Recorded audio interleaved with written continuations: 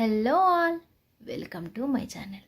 బయట వర్షం పడుతున్నప్పుడు, వెదర్ చల్లగా ఉన్నప్పుడు వేడి వేడిగా ఏదో ఒకటి తినాలనిపిస్తుంది. అది ఇది కాకుండా ఇలా తెలంగాణ స్పెషల్ వేడి వేడిగా కారం కారంగా ఉండే ఈ సర్వపిండి ఒకసారి ట్రై చేయండి. ఇది టీ టైం స్నాక్స్కి అయినా, పొద్దున బ్రేక్ఫాస్ట్కి అయినా, ఈవినింగ్ అయినా, ఏ టైంలో అయినా చాలా బాగుంటుంది. క్రిస్పీగా కారంగా.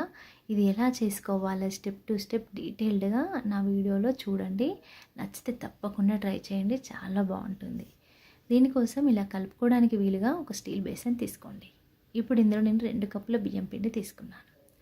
అలాగే ఇలా కచ్చాపచ్చగా దంచుకున్న జీలకర్ర వెల్లుల్లి 7 నుండి 8 వెల్లుల్లి తీసుకున్నాను.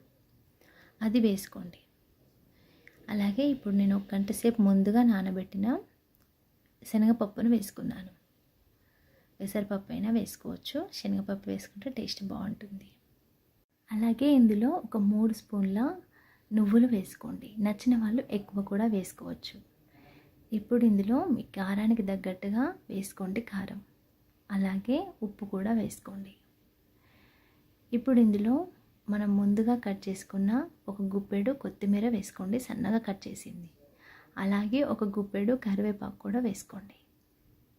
ఇప్పుడు ఇందులో ఒక మీడియం సైజు ఉల్లిపాయలు కడిగి కట్ చేసుకున్న ఇలా సన్నగా కట్ చేసుకోవాలి. ఇలా విప్పుతూ వేసుకోండి. అలాగే ఇప్పుడు ఇందులో ఒక 1/2 స్పూన్ పసుపు వేసుకోండి.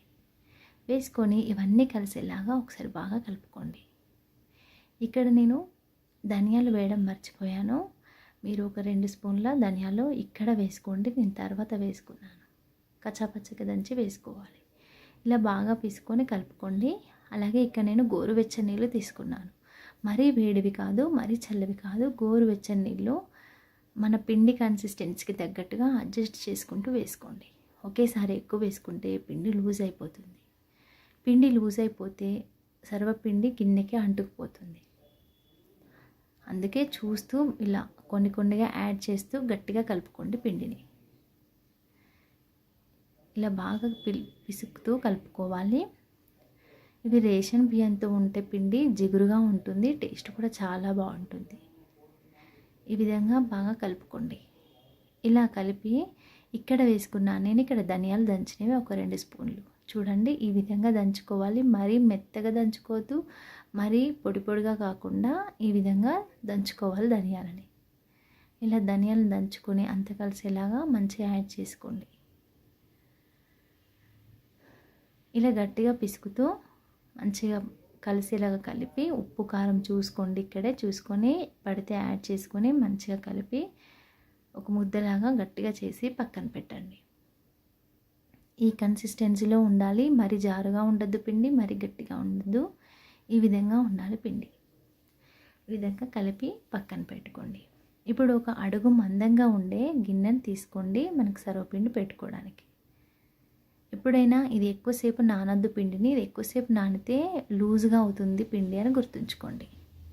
ఇప్పుడు అడుగు మందంగా ఉన్న గిన్నెలో ఒక 2 స్పూన్ల ఆయిల్ వేసుకొని ఇలా గిన్నె మొత్తం స్ప్రెడ్ చేసుకోవాలి ఆయిల్. ఇప్పుడు ఒక గుప్పెడంతా పిండిని తీసుకొని ఇలా ఈవెన్గా స్ప్రెడ్ చేసుకోవాలి సైడ్స్. ఇలా సైడ్స్ అన్నీ అడ్జస్ట్ చేసుకోవాలి. మరీ మందంగా ఉండొద్దు, మరీ సన్నగా కూడా ప్రెస్ చేసుకోవద్దు. ఇలా మీడియంగా ఉండాలి. మరీ సన్నగా ఉంటే గిన్నెకి అతుక్కుపోతుంది, లేదా లావుగా ఉంటే ఉడకదు, పచ్చిగా ఉంటుందని గుర్తుంచుకోండి. మీడియంగా ఉండాలి, ఒక 1/2 ఇంచ్ మందంలో ఉండాలి అంతే. ఈ విధంగా సన్నగా ఒత్తుకొని ఇట్లా స్టవ్ మీద పెట్టుకొని ఒక మంట మీడియం ఫ్లేమ్లో పెట్టుకొని మూత పెట్టుకొని ఒక 2-3 నిమిషాలు మీడియం టు హై ఫ్లేమ్లో ఉంచాలి. తర్వాత లో ఫ్లేమ్లో పెట్టుకొని మీడియం టు అడ్జస్ట్ చేసుకుంటూ సైడ్స్ అన్నీ తిప్పుతూ రౌండ్గా తిప్పుతూ కాల్చుకోవాలి. సైడ్స్ అన్నీ కలర్ చేంజ్ అవుతాయి. అప్పుడు మనం ఆ విధంగా చూసుకొని దింపేసుకోవాలి. ఇలా మూత పెట్టడం వల్ల అడుగు మందంగా ఉన్నా లేకపోయినా కూడా అది పిండి అన్నది బాగా ఉడికిపోతుంది. అలాగే ఇలా మూత పెట్టుకుంటూ ఉడికించుకోవాలి. ఇలా చూసారా, ఈ విధంగా ఫ్రై అవుతుంది సర్వపిండి. ఆయిల్ తక్కువ వేసుకునే వాళ్ళు కూడా తక్కువ వేసుకోవచ్చు. ఈ విధంగా సైడ్స్ అన్నీ అడ్జస్ట్ చేసుకుంటూ మెల్లగా స్టవ్ ఆఫ్ చేసుకొని తీసుకోవాలి. గిన్నె వేడిగా ఉన్నప్పుడే ఇలా రాదు, కొంచెం చల్లగా అయినాక ఇలా తీసుకోండి. చూడండి ఎంత కలర్ఫుల్గా ఉందో. ఇప్పుడు ఆయిల్ తక్కువ వేసుకునే వాళ్ళు ఈ విధంగా ఉంటుంది. ఇలా తక్కువ ఆయిల్తో కూడా చేసుకోవచ్చు. ఇలా చేసుకొని సైడ్స్ అన్ని అడ్జస్ట్ చేసుకుంటూ తీసుకోండి.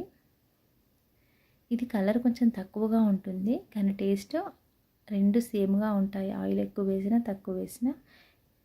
చూసారా ఎంత బాగుందో సర్వపిండి. ఇది క్రిస్పీగా చాలా బాగుంటుంది. ఆయిల్ తక్కువ వేసుకునే వాళ్ళది కొంచెం స్మూత్గా ఉంటుంది. ఇలా కొంచెం ఆయిల్ ఎక్కువ వేసుకుంటే ఇలా క్రిస్పీగా ఉంటుంది. మీకు నచ్చిన విధంగా ట్రై చేయండి. మీకు నచ్చితే తప్పకుండా లైక్ చేయండి. మీకు ఎలా వచ్చిందో నా కామెంట్ సెక్షన్లో చెప్పండి. మరిన్ని టేస్టీ అండ్ హెల్దీ రెసిపీస్ కోసం నా ఛానల్ సబ్స్క్రైబ్ చేసుకోవడం మాత్రం అస్సలు మర్చిపోవద్దు. నేను డైలీ అప్లోడ్ చేసే వీడియోస్ తప్పకుండా చూడండి. మీకు నచ్చితే తప్పకుండా లైక్ చేసి సబ్స్క్రైబ్ చేసుకోండి. మీ ఫ్రెండ్స్కి రిలేటివ్స్కి షేర్ చేయండి. నేను పిల్లలకి lunch box recipes, easy simple curries అలాగే బ్రేక్ఫాస్ట్ రెసిపీస్ అప్లోడ్ చేస్తున్నాను. Please subscribe my channel. Thank you for watching.